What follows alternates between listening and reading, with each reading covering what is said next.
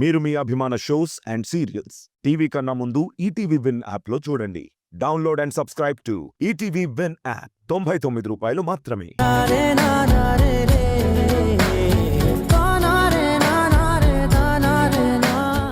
అన్నీ నా చేతుల మీదే జరగాలని మొత్తం నేనే చేస్తున్నాను. అన్నీ నువ్వు చేయడం ఎందుకు? పెళ్లి చేయడానికి పూజారి వస్తారు, వంటలు చేయడానికి వంట వాళ్ళు వస్తారు, వడ్డన చేయడానికి కేటరింగ్ వాళ్ళు వస్తారు, కుర్చీలు వేయడానికి సప్లయర్స్ వాళ్ళు వస్తారు. మరి అన్నీ నువ్వే చేయడం ఎందుకు? నీ తెలివి నా మొహంలానే ఉంది. నేనే చేస్తాను అంటే కుర్చీల దగ్గర నుంచి నేనే చేస్తాను, నా కాళ్ళు నేనే కడుక్కుంటాను అని కాదు, దగ్గరుండి అన్ని పనులు చేయిస్తాను అని.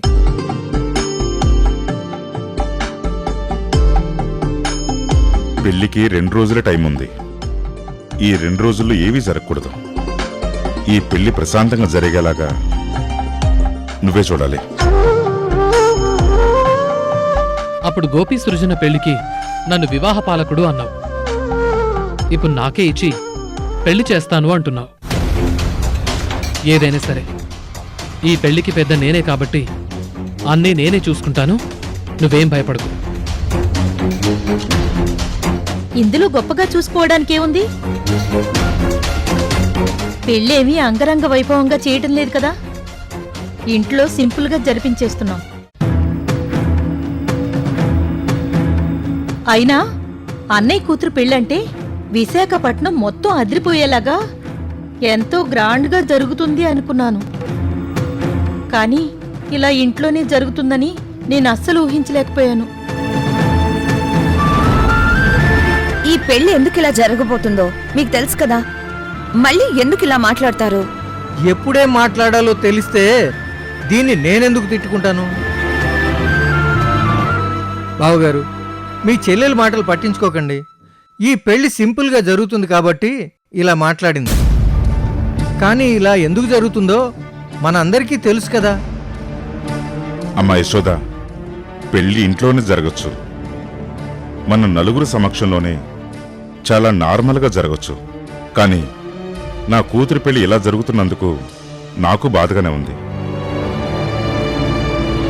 అందుకే రిసెప్షన్ గ్రాండ్గా ఉండేలాగా నేను చూసుకుంటాను.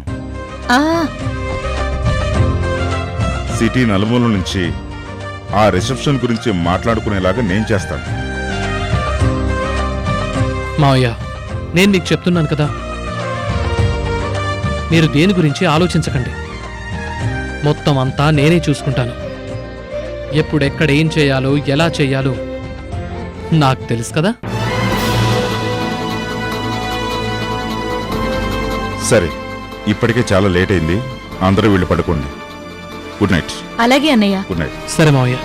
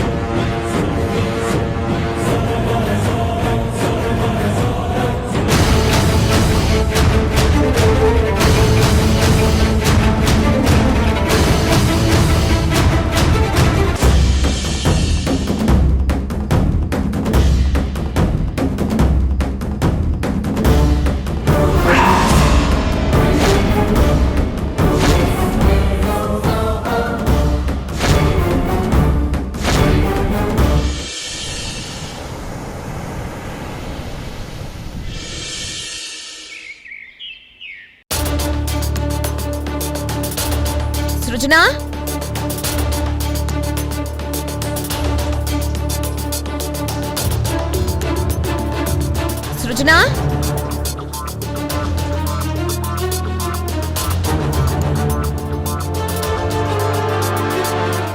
సార్, సృజన తన గదిలో లేదు.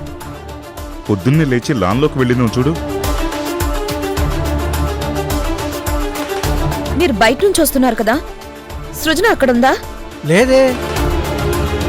ఏంటి ఏం జరిగింది? సృజన తన గదిలో లేదంటున్నారు. ఎక్కడికి వెళ్ళి ఉంటుంది?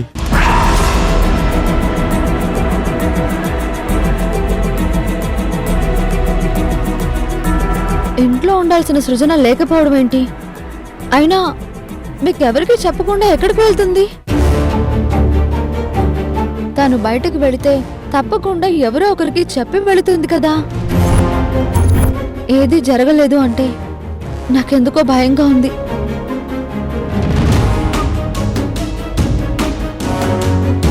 ఉండండి, సీసీటీవీ ఫుటేజ్ తీసుకొస్తాను.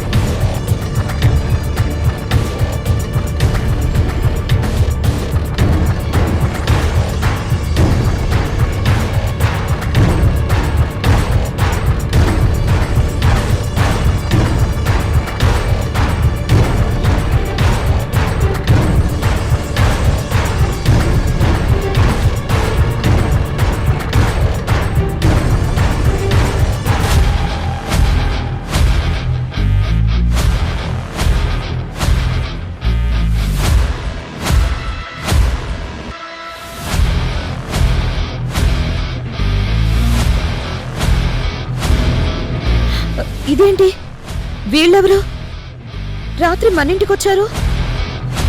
చుట్టాలైతే మనం పలకరించేవాళ్ళం కదా. దొంగలని ఆ ముసుగులే చెప్తున్నాయి కదా. కొంపదీసి వాళ్ళేమైనా సృజనని ఎత్తుకుపోయారా?